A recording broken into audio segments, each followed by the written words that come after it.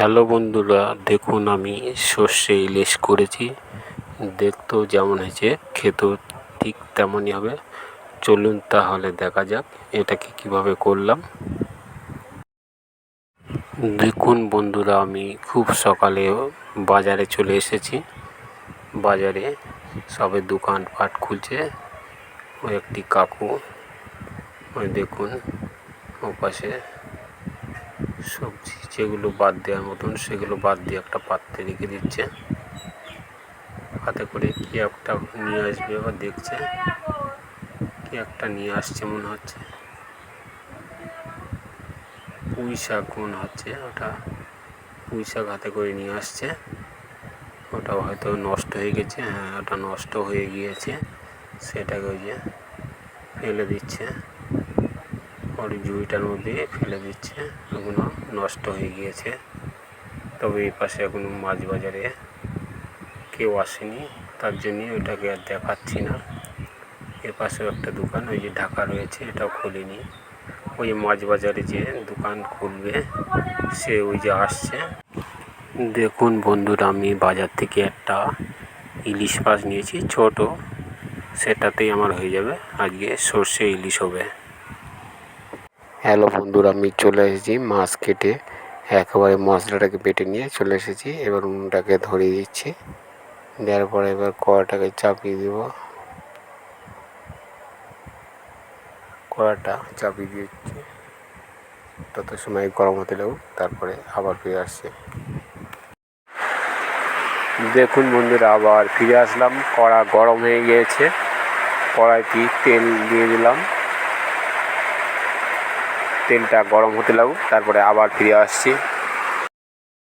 দেখুন আবার ফিরে আসলাম, তেলটা গরম হয়ে গিয়েছে। এবার তেলে মাছটাকে ছেড়ে দেবো। আর যে ইলিশ মাছটাকে আগে ভাজা করে নিই। দেখুন এই মাছটাকে ছাড়ছি।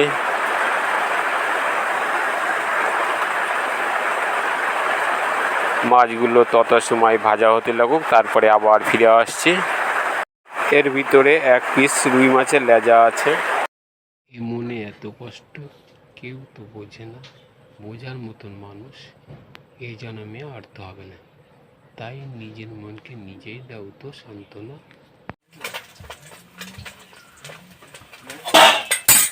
হ্যালো বন্ধুরা, মাছ ভাজা হয়ে গেছে। মাছ ভাজা নামিয়ে নিলাম।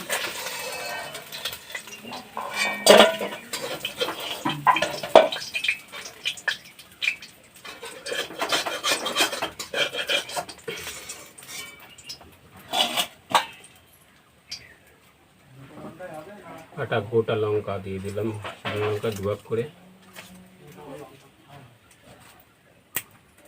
কিন্তু তেজপাতা দিয়ে দিলাম।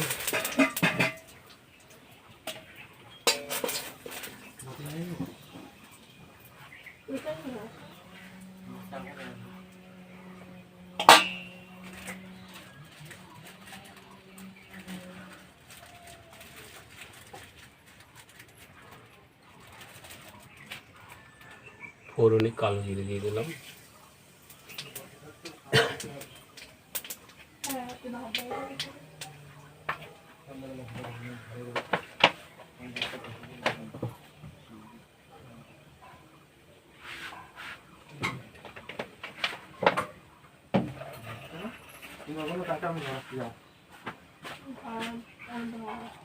সরষে আর কাঁচা লঙ্কা বাটা দিয়ে দিলাম।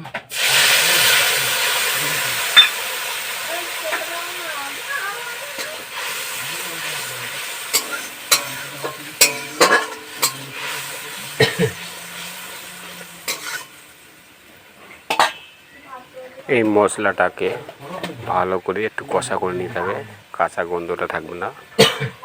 কালারটা অন্যরকম চলে আসবে, একটু লাল লাল। লবণ দিয়ে দিলাম, স্বাদ মতো হলুদ দিয়ে দিলাম।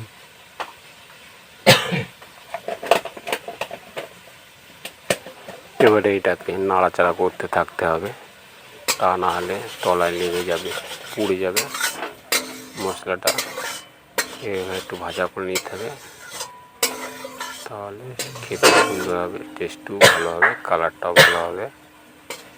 দেখুন এইভাবে নাড়াচাড়া করতে থাকতে হবে।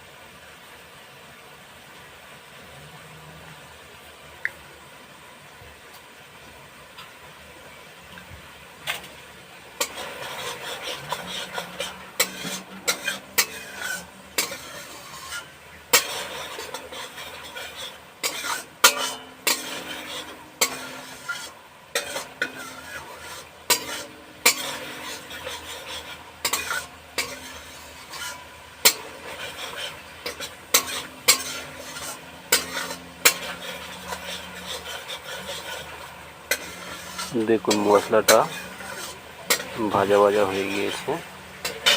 এবার জল দিয়ে দেবো। জল দিয়ে দিলাম।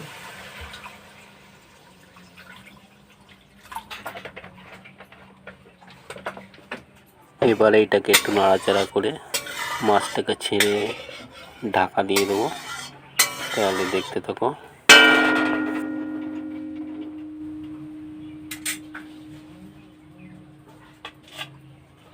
মাছ ভাজাগুলোকে ছেড়ে দিচ্ছি।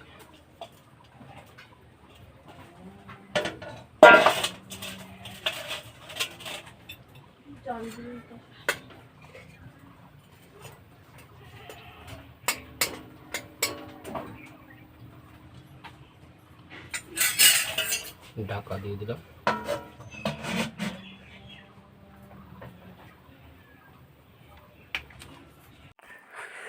দেখুন বন্ধুরা, আমি আবার চলে এসেছি। ঢাকনাটাকে খুলে দিলাম। এবার ইলিশ মাছটা হয়ে গেছে। এটাকে একটু নাড়াচাড়া করে এটাকে নামিয়ে দিতে হবে। দেখুন সর্ষে ইলিশ রান্নাটা পুরো কমপ্লিট হয়ে গেছে। দেখুন এতে আর ঝোল নেই, এটুকুনি ঝোল নামানোর পরেই শুকিয়ে যাবে। গায়ে একদম মশলা লেগে থাকবে। তা না হলে এর থেকে ঝোল কমালে মশলা পাওয়া যাবে না, শুধু মাছই থাকবে। মশলা একদম শুকিয়ে পড়ে যাবে। তাহলে এবার এটাকে নামিয়ে দেবো। দেখুন হয়ে গেছে। এটাকে এবার নামিয়ে দিচ্ছি।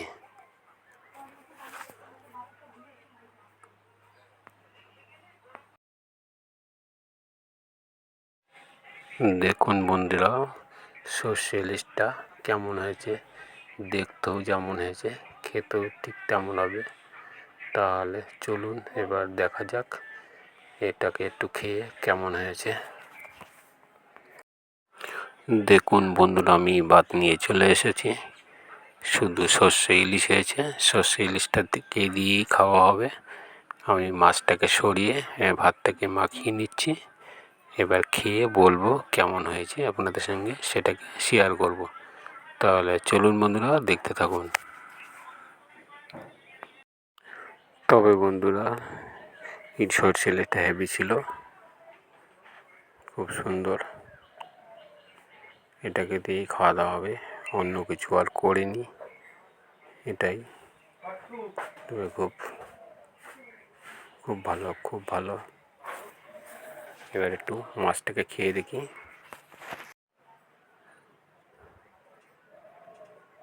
মাছটাকে খেয়ে দেখি মাছটা কেমন হয়েছে।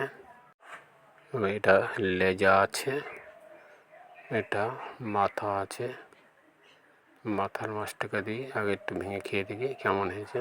মাছটা খুব সুন্দর হয়েছে, মাছটা খুব সুন্দর লাগছে। এটা লেজার মাছটা একটু খেয়ে দেখি, খুব ভালো লাগছে। তবে ভিডিওটা দেখে ভালো লাগলে লাইক, কমেন্ট, শেয়ার এবং চ্যানেলটিকে সাবস্ক্রাইব করবেন। সঙ্গে আছেন, সঙ্গে থাকবেন। ভালো থাকবেন, সুস্থ থাকবেন। আমি ভালো আছি, সুস্থ আছি। আবার দেখা হবে পরের ভিডিওতে।